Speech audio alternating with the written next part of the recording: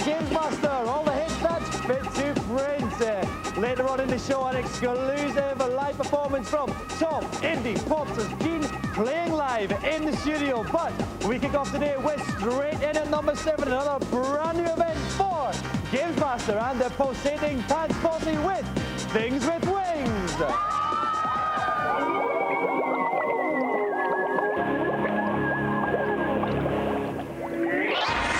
Today, I've opted for something rather different. A 3-part challenge on the Nintendo 64 classic, Pilot Wings.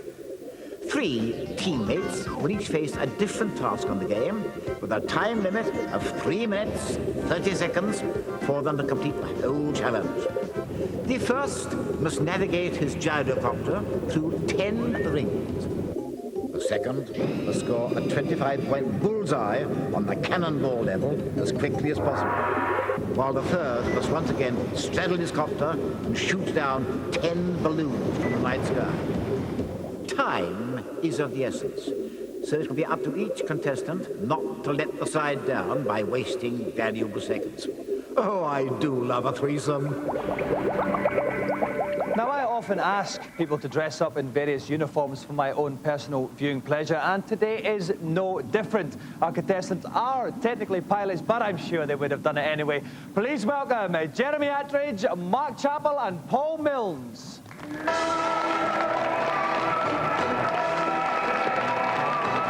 Welcome to the show, Jez. Welcome, chaps. Nice to see you, Millsy. Right, Jez, tell us how far, what's the fastest you've ever flown? Well, the jet does Mach 2.2, but I've been twice the speed of sound in it. And what's that in Skoda terms, miles an hour? It's a bit faster than your average Skoda. It's about 1,400 miles an hour. Okay, and like, how long is your flights? I mean, like, if we fly abroad to film and we do, like, 12 hours to get to Los Angeles, how long do you guys fly? Typically, if we're working day to day, it's going to be about an hour and a half, but I've been up for as long as 8.5 hours. Do you get in-flight movies then, and you're not for that long? No, you get a nice navigator to talk to you, though, and they can witter on a bit and tell some good stories. Yeah. Now, chaps, you joined at the same time as Jez did on April Fool's Day. Why was that? I'm not sure if that's the Air Force playing a joke on us or us playing a joke on them, but that's the way it worked out. Yeah. Now, you do a lot of instructing. Is that kind of like a school? Are you like the teacher then, and did they like take the mickey out of you, the pupils? We have a good working relationship. It's like being out of school. Bit of a laugh. That's good. That's good. And finally, Millsy, you're all in different squadrons but the same base, is that correct? That's right, yeah. What's it going to be like going back to base if you don't do this challenge? If you think of nightmare, 'cause if we mess up at any stage on this game today, then the banter will be horrendous when we get back. And they don't muck about with banter? Oh, no. On military bases, do they? Quite harsh, I should think. OK, while we get the guys in position, let's find out what's happening in today's news.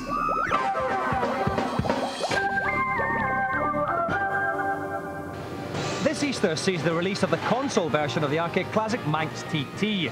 Featuring 2 tracks and an initial choice of 8 bikes, the game comes with a host of options, including mirror mode, bonus bikes, 2-player split screen, and apparently even a racing sheep cheat that was in the arcade.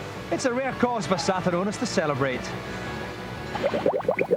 Since we're getting near the end of the series, we thought we'd give you an exclusive peek at the PC game everyone will be talking about later in the year, Unreal. Making full use of the new MMX chip, Unreal sports the kind of graphics that make Quake look like it's running on the Game Boy. Lastly, I do apologise for the appalling quality of this footage, but it's the only material we could get our hands on of the new Street Fighter 3D arcade game. It's Street Fighter, yes, but this time, joy of joys, it's in 3D. Some new characters are in evidence, but it still looks, smells and tastes like the Street Fighter we all know and love. It should be in the arcades later on this year.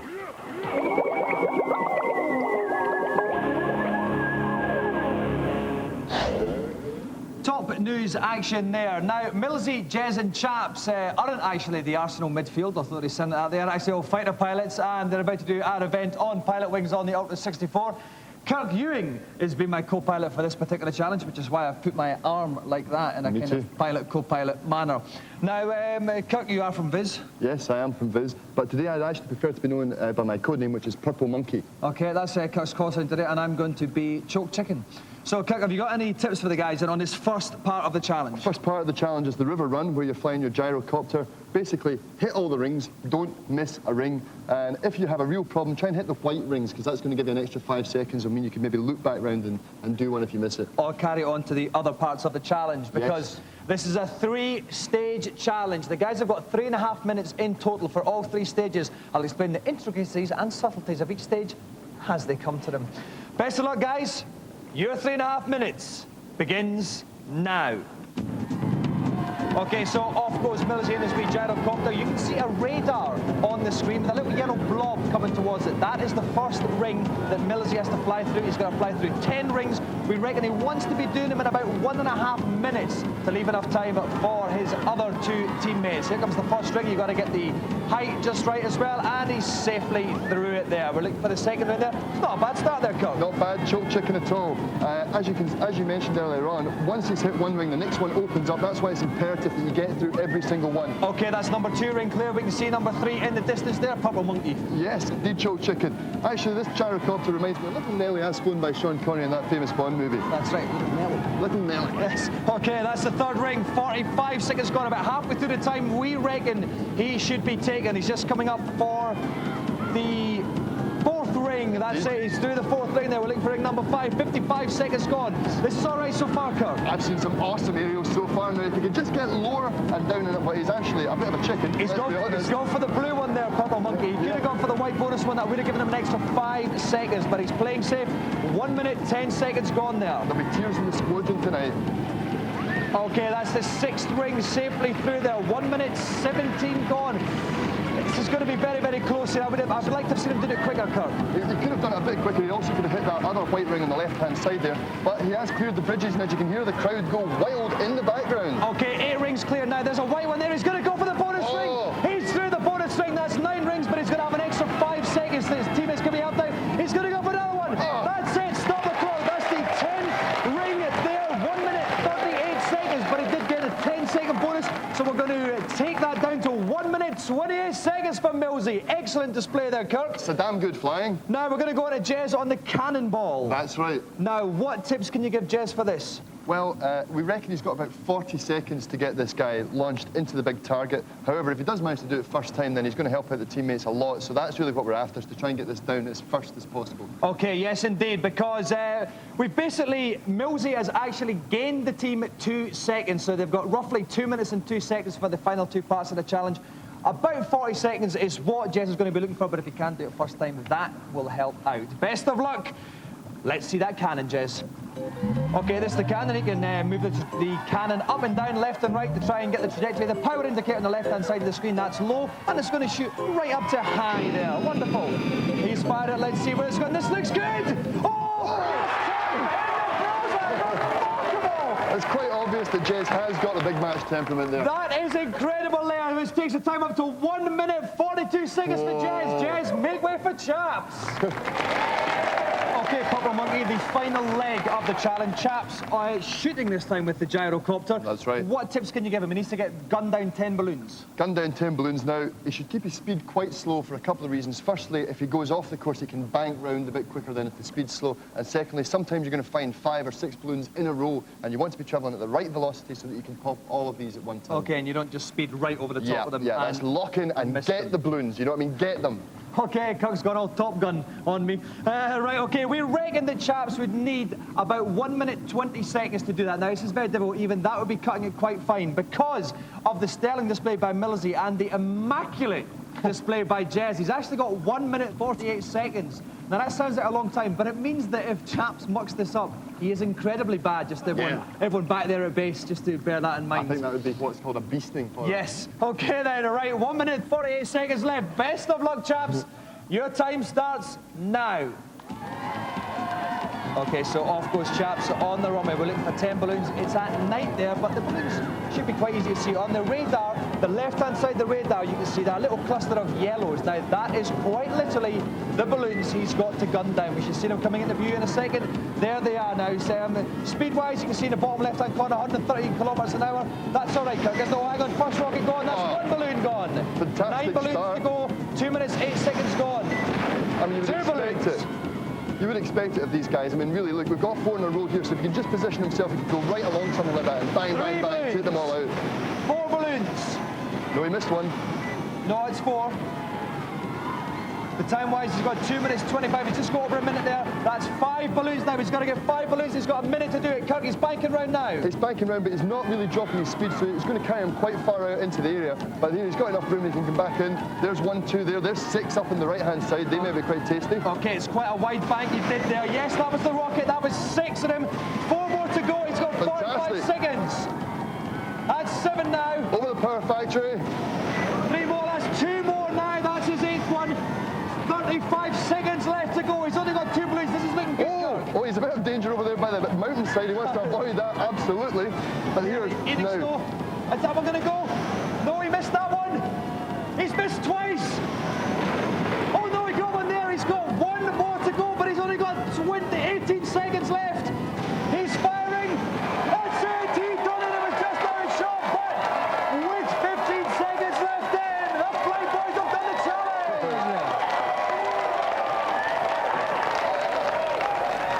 Excellent work, guys.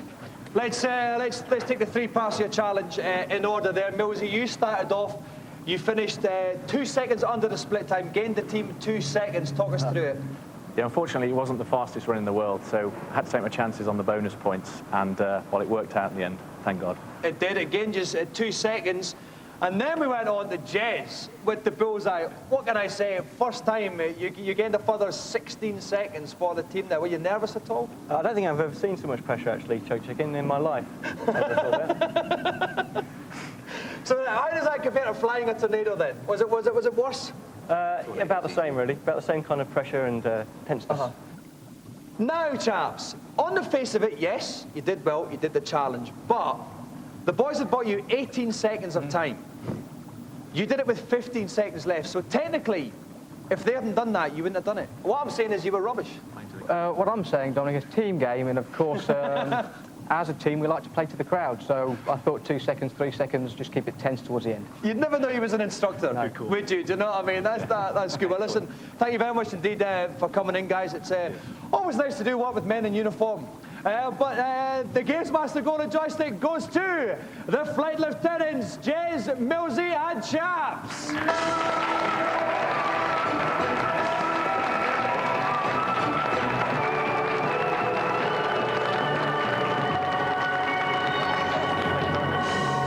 Okay, coming up in the second part of the show, we have one of my favourite bands of all time. Obviously, I'm very excited. We're almost in a pant-changing situation. To spare my blushes, you can look at these adverts.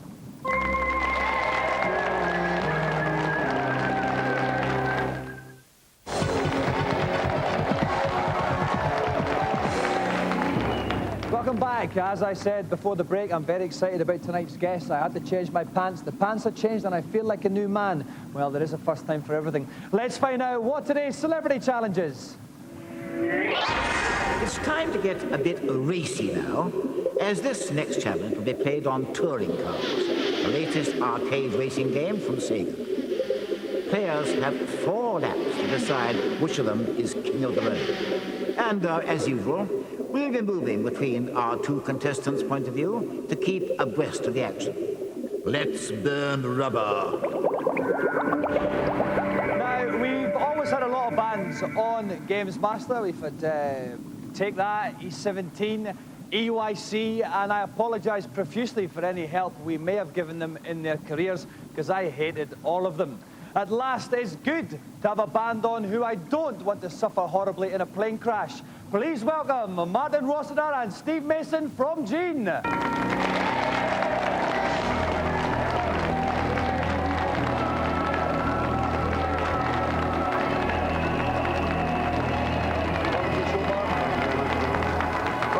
Howdy.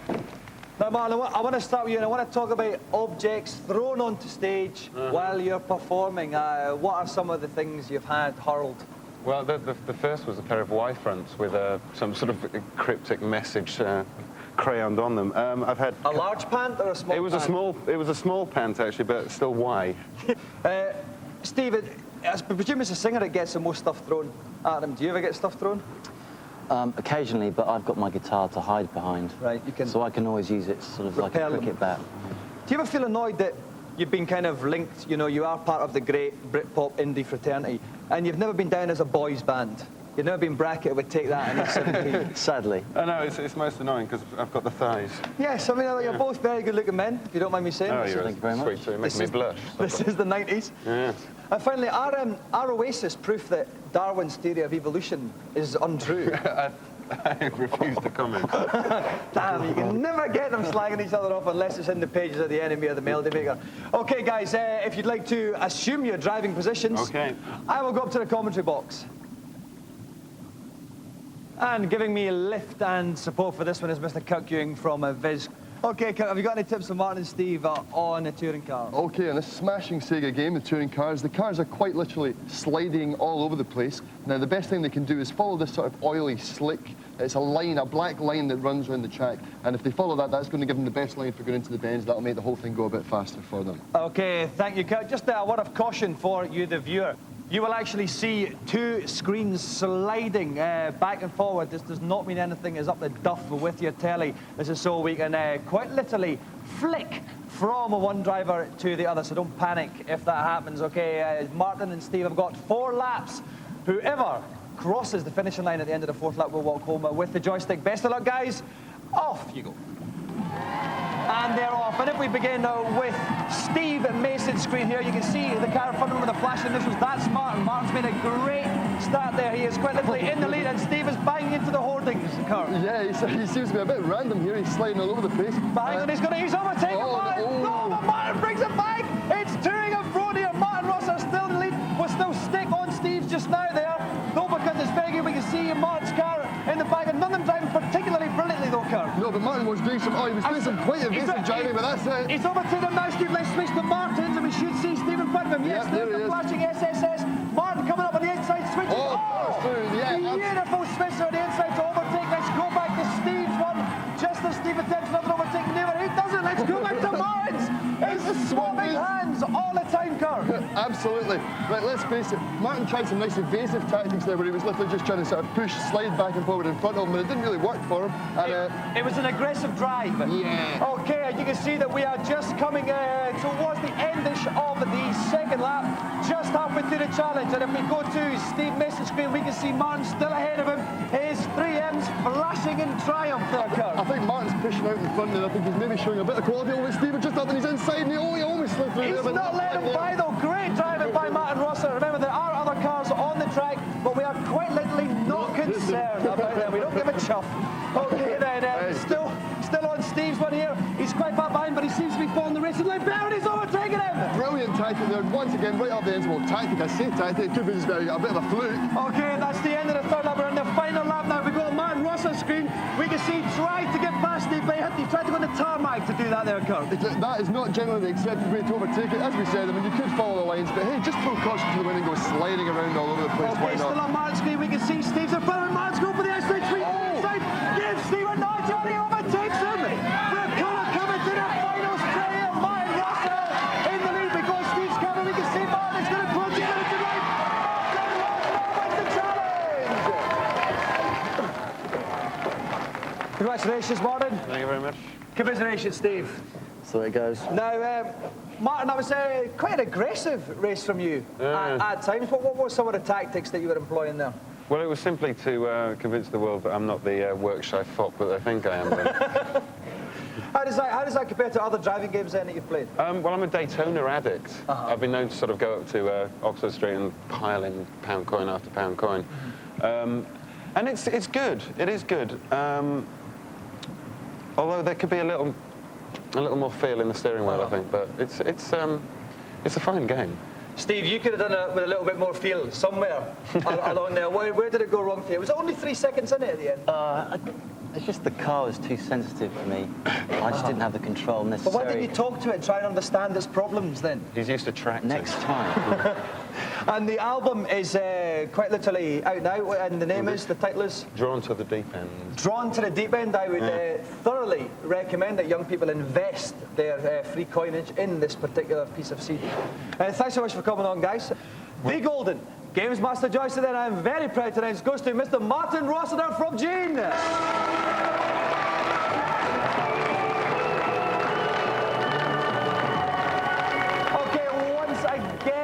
Foreign heads of state of telephone Channel 4 begging me to bring a bag of funniness into their unhumorless countries. The following piece of film is quite literally the result.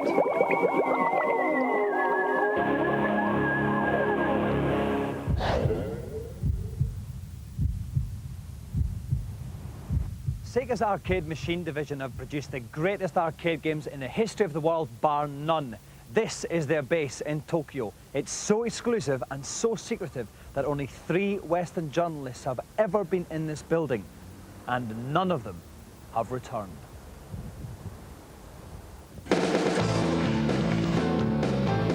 With titles like Daytona, Virtua Fighter, Max TT, Virtua Cop and Gunblade to their name, Sega's arcade division is quite literally the Melinda Messenger of the Sega Empire.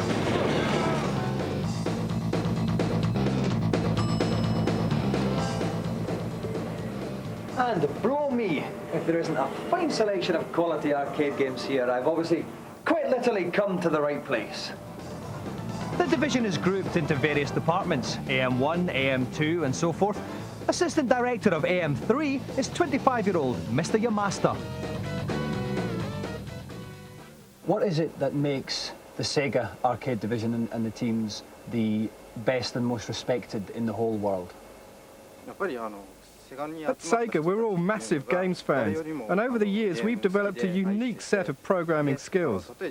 Also, our development time is not limited, so we can spend as long as we like ensuring that every game is absolutely perfect. Is there any rivalry between yourselves and the AM2 and AM1 teams? Well, a little, but it's healthy competition, and it's why, as a company, Sega is better than the others. The latest AM department is AM Annex, their first title touring cars you saw earlier. Head of development is the man who produced Sega Rally, the cool Tetsuya Mitsuguchi. We're trying to produce a more realistic style of gaming experience. A video game is a combination of imagination and reality, but before you can let your imagination go, you have to study reality. For touring cars, we spent months studying real racetracks, taking hundreds of photos, recording all the sounds and doing tons of research. I don't think any of us got much sleep. Barely boring. Surely there must be some compensation for working at the world's leading arcade developers. One final question. Kono shigatono o kagede o nanoko karo mosumata? I'm afraid not. Because I'm so busy, I rarely have opportunities to meet people. In fact, many times we spend the night here in the office. We sleep under tables or on desks. Everyone sleeps wherever they like. It's crazy. And this is the result of all the hard work. You too can get yourself a Corvette Stingray, one of the classiest production cars in history. You're working so hard you never get the chance to drive the thing, but it does make a very nice paperweight. Well, that's it for today's show. Next week sees the final show of the series, and weather legend Mr. Michael Fish will be gracing us with his presence. While you wait for that, I'll leave you with this question. If God had meant man to fly, why weren't we born with a jet engine and in-flight drinks trolley shoved up our bum? Good night. Unlike other political factions, the GamesMaster website has a coherent policy vis-à-vis the European Union. Log on now and check out our hard AQs.